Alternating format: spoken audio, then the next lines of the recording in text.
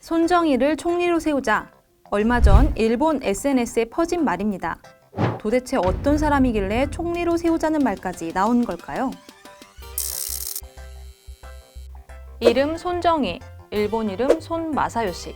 오늘 지구인 극장이 소개할 인물은 일본 최대 IT 기업인 소프트뱅크 그룹의 회장입니다. 손정희 회장은 얼마 전 100만 명이 무료로 코로나19 검사를 받을 수 있는 진단키트를 제공하겠다고 밝혔다가 도리어 역풍을 맞았는데요.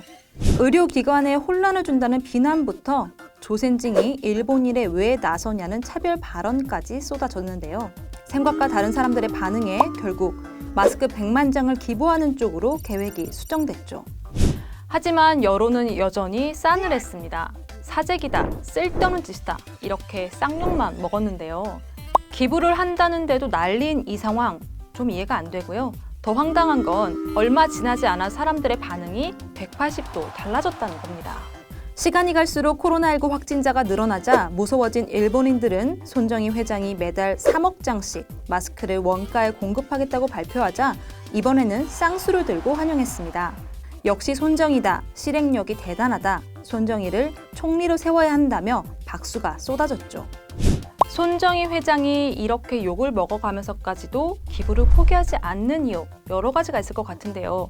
아마도 가난했던 어린 시절이 가장 큰 영향을 미치지 않았을까 싶습니다. 제1교포 3세인 손정희 회장은 1957년 일본 사가현에서 태어났습니다. 손 회장의 할아버지는 대구 출신으로 일제강점기에 일본으로 건너갔고요. 손 회장의 어린 시절은 가난과 차별로 가득했습니다. 생선장사를 하는 부모님 대신 할머니 손에서 자랐고요. 판자촌에서 조센징이라는 놀림을 받기도 했습니다.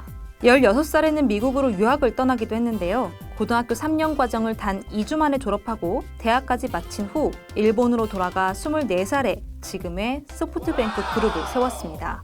이제 승승장구할 일만 남았다고 생각했던 그때 뜻밖의 악재가 손 회장을 덮쳤습니다. 간염으로 시한부 선고를 받게 된 거죠.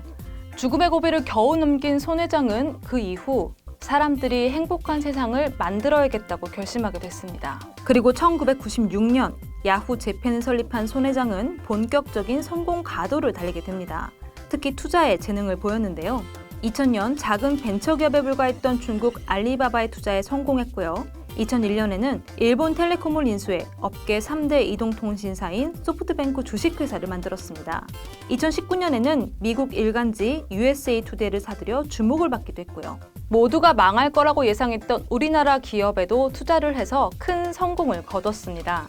손정희 회장은 온라인 유통업체인 쿠팡에 총 3조 5천억 원을 투자했습니다.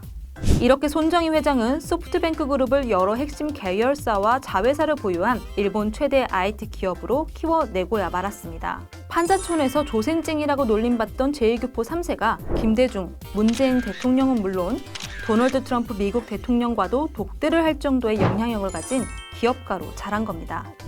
물론 현재 소프트뱅크 그룹은 총 15조 원이라는 창사 이래 최대 적자를 낸 상태입니다. 위워크와 우버에 투자했다가 쓴맛을 보기도 했죠. 앞으로의 전망도 그리 좋진 않습니다. 그럼에도 불구하고 온갖 차별과 굶주림 속에서 세계적인 기업가로 성장한 손정희 회장이 앞으로 어떤 기적을 보여줄지 기대해 보겠습니다.